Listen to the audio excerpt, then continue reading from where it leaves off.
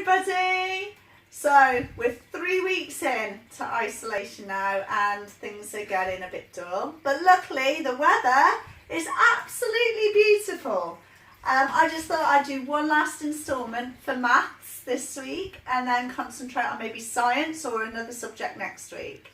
So today's last instalment for maths is 3D shape, and I've chosen this time. I'm not answering any particular questions, but there's some things that can be used in teaching and in the home all the time that we don't realise that we're doing. So we're going to have a little look at some 3D shapes. Now, just for the record, 3D means three-dimensional. So it cannot be 2D or flat, and it gets very confusing, especially when children are younger. So for example, if I show you on here, if I'm drawing a 3D shape, a lot of children cannot draw 3D shapes because straight away it's a flat shape and we're trying to make it look as if it's 3D. Okay, it's still flat, it's on a flat piece of paper, and that concept is really tricky for children. Okay, so there's a few things we're going to have a little look at. Let's look at a couple of 3D shapes to start with. So here I have a cube, a massive cube. I've had to improvise and go around the house looking, much to my husband's dismay, to see if I can find any shapes around the house. I'm not lucky enough to have the items they have at school. So here's my cube, and I'm going to go through some of the vocabulary that children need. So first of all, a cube is a polyhedron. It's a polyhedron because it has flat faces. Here we can see one flat face, and if I turn it, we've got another flat face, and another, and another, and there's one on the bottom. There it is, and a flat face on the top. Okay, so it's a polyhedron because it's got a flat face. But the most important thing about a cube is it's made up of 2D shapes. Okay, it's not just got one; it's got many 2D shapes. In fact, we've got 6 in total: 1 square, 2 squares, 3, 4 on the bottom, 5, 6. Okay, so 1, 2, 3, 4, 5, 6.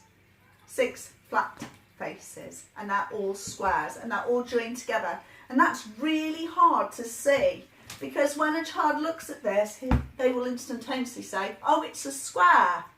But actually it's got square faces. Faces is the key word. Okay, there's a couple of other key words. For instance, these at the ends, here and right at the back, they are vertices. Okay, they are not corners. They're corners if they're on a 2D shape, but the difference is on a 2D shape, say this was just a square, we've only got 2 edges attaching to a corner. Okay, but on a vertices, because it's 3D, it's got more than 2 edges attached to there. Okay, because these are still edges. They still run along the sides here, or sides as we like to say, so edges. Okay, and they meet up to the vertex, okay, vertices. So when we're counting vertices, we need to be counting where those edges meet. Okay, so that's 3 new words: faces, vertex or vertices, and edges. Okay, that's all related to 3D shape. Okay, so we'll put our cube away for a second. Oh, it's heavy. And I've been out in the garden. I've now got a sphere. It is not a circle, it is a sphere. Okay, and that's difficult for a child to say as well. A sphere, they're easy to spot because they're ball shaped, obviously. They're all round, okay, and there is it's just one complete face, okay. There's no edges or vertices on a sphere.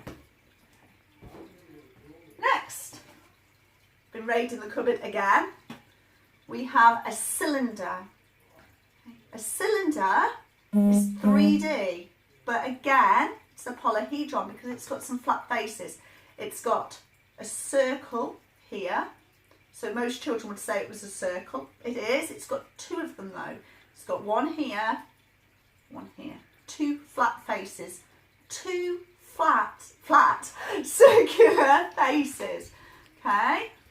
Now, a lot of things are cylinder shaped around the house. So I was looking at my husband straight away. He picked up a pillar that we've got that's got the same two circular faces.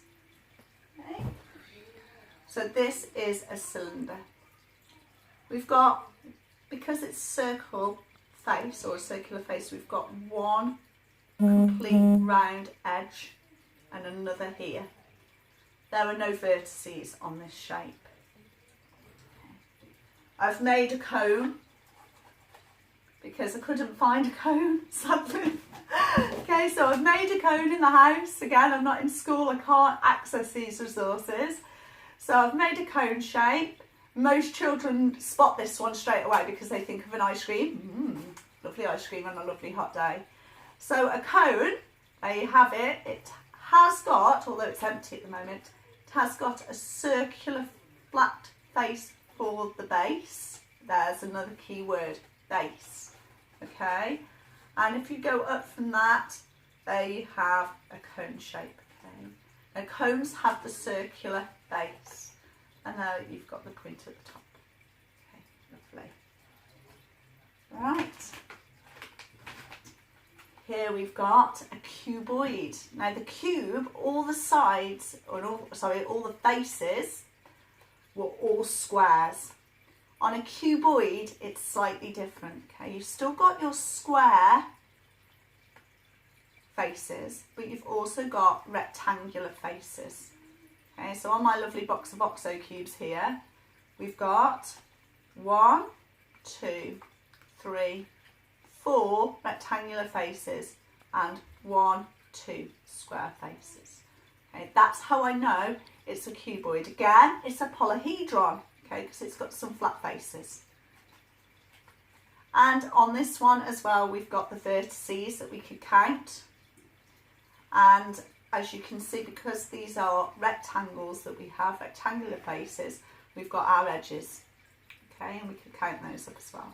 And that's how we know the difference, because a bit like the difference between a rectangle and a square, a cuboid has got the cube starting point, but actually it's got the rectangular faces as well. If I chopped it in half, maybe it would be a cube. Okay.